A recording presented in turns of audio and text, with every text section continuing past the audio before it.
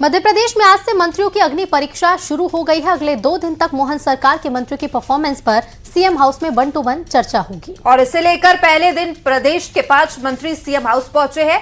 इसमें उप मुख्यमंत्री राजेंद्र शुक्ल, राज्य मंत्री कृष्णा गौर, पंचायत मंत्री प्रहलाद पटेल और कैबिनेट मंत्री विजय शाह के साथ मंत्री गौतम टेटवाल का नाम शामिल है।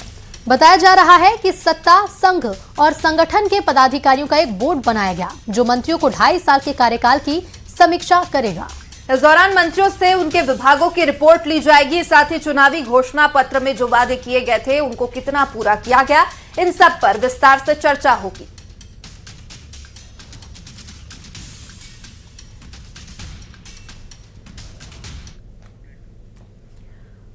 तो मोहन कैबिनेट की ऐतिहासिक और सबसे कठिन परीक्षा शुरू हो चुकी है। इसमें पास होने पर प्रमोशन मिलेगा, तो वहीं फेल होने पर बाहर भी किया जा सकता है और इसी तर्ज पर मंत्रियों के परफॉर्मेंस का टेस्ट होने जा रहा है। देश में पहली बार यूपीएससी की तर्ज पर बीजेपी संगठन और सरकार के शीर्ष नेताओं का एक हाई प्रोफाइल बोर्ड मंत्रियों का इंटरव्यू ले रहा है। हर मंत्री को अपना रिपोर्ट कार्ड पेश करने के लिए महज 15 मिनट का समय मिला है और इसी परफॉर्मेंस के आधार पर यह तय होगा कि मंत्रिमंडल विस्तार में कौन अंदर रहेगा और कौन बाहर।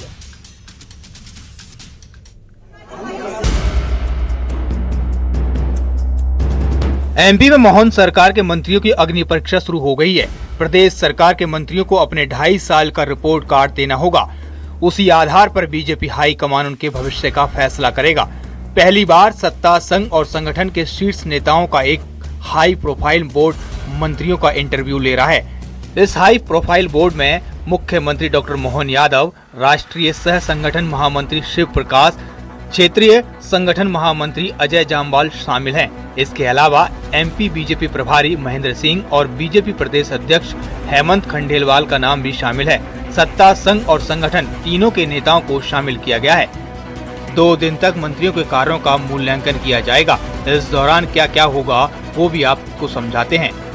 यूपीएससी की तर्ज पर मंत्रियों का इंटरव्यू किया जाएगा। मोहन सरकार के मंत्रियों का परफॉर्मेंस टेस्ट होगा। 2.5 साल के कामकाज की रिपोर्ट देनी होगी। हर मंत्री को 15 मिनट का समय दिया गया है।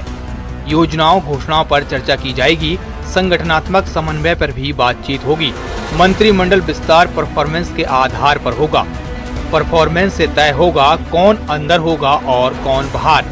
2 दिन तक मोहन सरकार के मंत्री अपने अपने विभागों की ओर से 2.5 साल में किए गए कार्यों की रिपोर्ट सौंपेंगे।